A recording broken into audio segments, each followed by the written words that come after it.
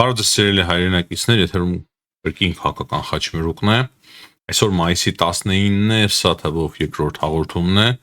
Ես Էդուարդ Այվազյանն եմ եւ այս հաղորդման մեջ ունենք մի կարևոր հարց քննարկելու, ճիշտ է, մի կարևոր հարց, երբ ասում եմ կարևոր հարցերը շատ են, բայց մեկը դրանցից չափազանց կարևոր է եւ դրա համար որոշեցի վաղվա չթողնել եւ այսօր անել մեր այս հաղորդումը։ Ինչպես տեսնում ենք, ռուսական ինսայդեր պարբերականը շատ կարևոր փաստաթղթեր է հրապարակել, որոնց վրա հղում անելով մենք հանում ենք այս հաղորդումը։ Այդ փաստաթղթերը վերաբերվում են Սամվել Կարապետյանին, Գագիկ Ծառուկյանին եւ Ռուսաստանի դեսպանությանը աշխատող մեկին, ով իրականում ոչ թե դիվանագետ է, այլ ՖՍԲ-ի գործակալ։ Շատ հետաքրքիր փաստաթղթեր են փաստացի հրապարակվել եւ այդ փաստաթղթերին, երբ որ մենք նայում ենք, դրանք տարածվել են նաեւ Telegram-յան ալիքներով, հասկանում ենք, թե ինչի հետ մենք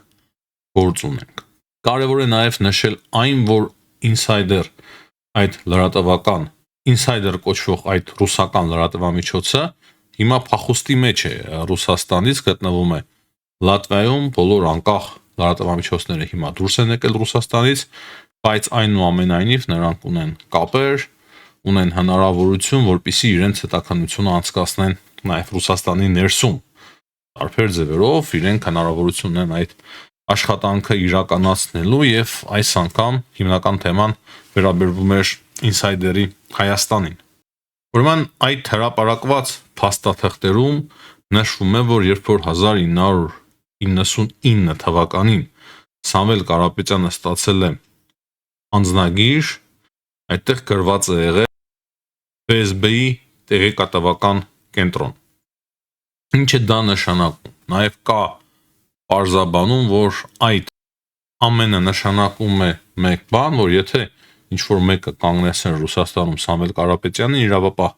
մարմինները կանգնեցնեին, ապա պետք է անհապաղ կապնվեին ՖՍԲ-ի հետ, որպեսզի ավելի մանրամասն ճշտեին այդ մարդու կարգավիճակը Ռուսաստանի Դաշնության մեջ։ Եվ այդ մասին պարզաբանել է Ռուսաստանի ներքին գործերի նախարարության աշխատակիցը։ Հետաքննության հեղինակները նաեւ հղում են անում Սամվել Կարապետյանի մերձավոր շրջապատի ծանոթ աղբյուրներին, որոնք ասում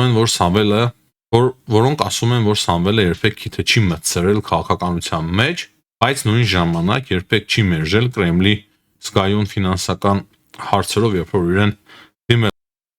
Վերջերս նա նաեւ ուժեղ ճնշման տակ է քաղաքականություն մտել եւ հզոր Հայաստան դաշինքը կազմել։ Հիշում եք այն, երբ Սամվել Կարապետյանը խոսում էր այն մասին, որ ինքը նույնիսկ իր վատթարագույն երազում չէր կարող պատկերացնել, որ կհայտնվի Հայաստանի քաղաքական դաշտում, քաղաքականության մեջ եւ կլինի վարչապետի տեխնացու, իրենց պատկերացման վարչապետի տեխնացու, քանի որ Ռուսաստանի քաղաքացին իրականում չի կարող լինել վարչապետի տեխնացու։ Եվ սա իմ պատկերացմամբ չափազանց լուրջ արտահոսք է Ռուսաստանից, շատ կարևոր հրապարակում է ինսայդերի կողմից, փաստացի այդ փաստաթղթում նշվում է ամենակարևորը։ Անձնագրի մեջ Սամվել Կարապետյանի նշված է ՖՍԲ-ի տեղեկատվական կենտրոն։ Հաջորդ հրապարակումը ինսայդերի այն մասին է, որ Ռուսաստանի Դաշնության դեսպանության մեջ Հայաստանի Հանրապետությունում Սերգեյ Կուչերյուկը չունի ոչ մի կապ դիվանագիտական աշխատանքի հետ, որը որ տարվում է Հայաստանում, եւ նա նույնպես ՖՍԲ-ի աշխատակից է հանդիսանում Ռուսաստանի դեսպանության մեջ Հայաստանի Հանրապետության մեջ եւ նրան շատ հաճախ տեսնում են ռուսական ռազմաբազայում, որը որ կա Գյումրիում 102-րդ ռազմաբազայում, որտեղ որ նա հաճախ հանդիպումներ է անցկացնում բազայի աշխատակիցների բարձրաստիճան զինվորականների հետ եւ հիմա մենք պարզ հասկանում ենք, թե որտեղից ինչպես հրահանգներ են ստանում նաեւ բազայում, հետո ինչպես է աշխատում ռազմաբազան, այսինքն կապը ուղիղ Ռուսաստանի դեսպանության Սերգեյ Կուչերենկոյի հետ է փաստացի ռազմաբազայի ինքը գնում է դեսպանություն, կարևոր հանձնարարություններ է տալիս, հետո արդեն զինվորականները այդ նույն հանձնարարականները իջեցնում են իրենցից ավելի ցածր գտնվող ծառայեկիցներին եւ հասարակ քաղաքացիներին, գյումրեցիներին, նրանց ընտանիքի անդամների միջոցով, ովքեր որ աշխատում են կամ կապ ունեն ռուսական ռազմաբազայի հետ։ Կա նաև մեկ այլ շատ կարևոր հրապարակում, որը որ վերաբերվում է Գագիկ Ծառուկյանին, Ռուսաստանի Դաշնության նախագահի աշխատակազմի արխիվներում եղել են տեղեկություններ եւ այդտեղ էլ արտահոսք է տեղի ունեցել եւ այնտեղ կա այդ արխիվներում փաստացի նաեւ Գագիկ Ծառուկյանի անձնագրի պատճեին վերաբերվող տեղեկություններ 2017 թվականից եւ ընտրարշավի ֆինանսական նախահաշիվների մասին եւ ընտրական ֆինանսական նախահաշիվների մասին կան այնտեղ տեղեկություններ։ Եվ ինչպես նշվում է այդ պարբերականը, այդ փաստաթղթերով ի հայտ է գալիս այն, որ Կրեմլը հատուկ հիմնադրամներից նախկինում խոշոր գումարներ են հատկացրել Ծառուկյան դաշինքին, թեև այդ միջոցների մի մասը ամենայն հավանականությամբ յուրացվել է հենց Մոսկվայի պաշտոնյաների կողմից, նշում է այդ պարբերականը։ Եվ սա եւս շատ սենսացիոն ու կարևոր փաստաթուղթ է, այդտեղ նաև կան տեղեկություններ Գագիկ Ծառուկյանի անձնական անցյալի մասին նույնպես։ Նրանց բացի կան նաև տեղեկություններ, որոնք վերաբերվում են Նարեկ Կարապետյանին, որ նա նույնպես ունի ռուսական անձնագիր եւ ռուսական քաղաքացիություն։ Բնականաբար մենք այս բոլոր տեղեկությունները ստուգել չենք կարող, բայց չափազանց կարևոր փաստաթղթեր են, բայց չափազանց կարևոր եւ հետաքրքիր հրապարակումներ են, սիրելի հայրենակիցներ, սրանք։ Հիմնականում այսքանը տվյալ հրապարակումներից եւ իմ պատկերացմամբ դրանք չափազանց կարևոր տեղեկություններ են եւ այս տեղեկությունների հիման վրա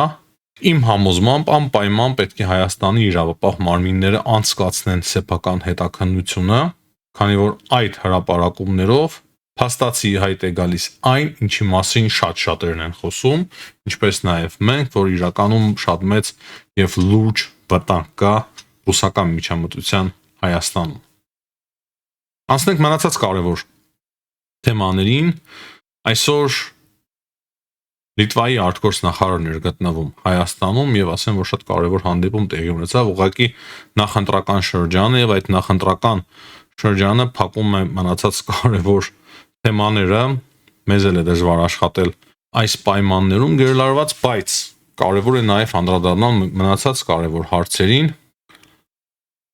օրինակի այնպիսի հարցերին, որոնք որ այսօր վերաբերվում են Հայաստանին եւ Լիտվային, այլ լիտվական հարաբերություններին, որոնք որ այսօրվանից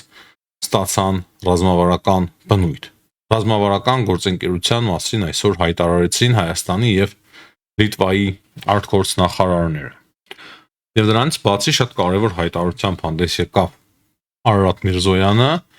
պատասխանելով փաստացի ռուսական հայտարարություններին, պահանջներին եւ նաեւ Պուտինին ինչ որ միտեղ, քանի որ Պուտինն է այդ խոսույթը հիմա մտցրել հայ-ռուսական հարաբերությունների մեջ, խոսքը ապահարզանի մասին է կամ ապահարզան տալու մասին է։ Արարատ Միրզոյանը ասում է, որ մենք չենք պատրաստվում ապահարզան տալ որևէ մեր գործընկերոջ հետ մեր հարաբերություններում։ Արարատ Միրզոյանի խոսքերով մեր քաղաքականությունը եւ դիվանագիտությունը այդպիսի ապահարզաններ չի ճանաչում պատմության ընթացքում։ Այստեղ ուրիշ բան է ուզում ասել Արարատ Միրզոյանը, որ հայկական դիվանագիտության մեջ ընդհանրապես ապահարզան հասկացողություն գոյություն չունի եւ սա շատ լավ պատասխաններ եւ շարունակություններ այն բոլոր պատասխանների, որոնք որ Հայաստանից տվել են Վլադիմիր Պուտինին։ Բայց կարևոր բարձրաբանում է նաեւ Արարատ Միրզոյանը, որ մենք Հայաստանի Հանրապետությունը չի պատրաստվում նաեւ լարվածություն մտցնել Ռուսաստան-Հայաստան հարաբերություններում։ Կարևոր հայտարարություն ունենք նաեւ Ադրբեջանից Ջեյհուն Բայրամովից, Ադրբեջանի արտգործնախարարից, եւ նա ասում է, որ Ադրբեջանը հիմա հետաքրքրված է, որպեսզի փակի կոնֆլիկտի թեման, կոնֆլիկտի պատմությունը Հայաստանի հետ։ Այսինքն պաշտոնապես իրենք հայտարարում են, հիմա հավատում ենք, չենք հավատում, դա լրիվ այլ հարց է, բայց ահա պաշտոնապես հայտարարում են եւ ոչ առաջին անգամ, վերջերս ավելի պարզ եւ բաց, որ իրենք պատրաստ են փակել կոնֆլիկտի թեման Հայաստանի հետ։ Կասկածների իհարկե ես էլ ունեմ, ես էլ ձեզ նման նույնպես չեմ վստահում, բայց համոզված եմ, որ մենք ճիշտ է որ գնանք հենց այդ ճանապարհով, փորձենք այնուամենայնիվ կարգավորել հարաբերություններ Ադրբեջանի հետ։ Նույն ժամանակ հզորացնելով մեր երկիրը, մեր անկախությունը, զինված ուժերը եւ տնտեսությունը։ Դրանից բացի այսօր նոր հայտարարությամբ է հանդես եկել Ալեքսեյ Օվերչուկը, իրենց Ռուսաստանի փոխվարչապետ Ալեքսեյ Օվերչուկը 10-ին է տվել նա հարցազրույց, կրկին խոսել է Հայաստանից եւ կրկին խոսել է Եվրասիական տնտեսական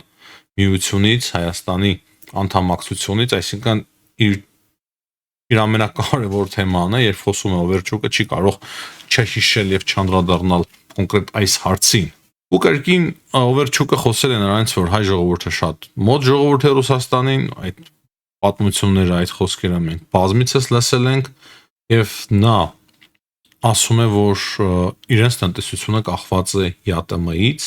այդպես է ներկայացնում, ասում է, որ մենք շատ ենք մտածում հայերի մասին, դրա համար չենք ուզում, որ վնաս կրի Հայաստանը եւ շատ լավ կլինի, որ Հայաստանը կողմնորոշվի Եվրամիության մասով, մեզ հետ է, թե Եվրամիության հետ է, դա արդար կլինի ինչպես Հայաստանի համար, այդպես էլ նաեւ մեր նկատմամբ, մոտավորապես այդպիսի հայտարարություններ անում Օվերչուկը, բայց վերջում ասում է, որ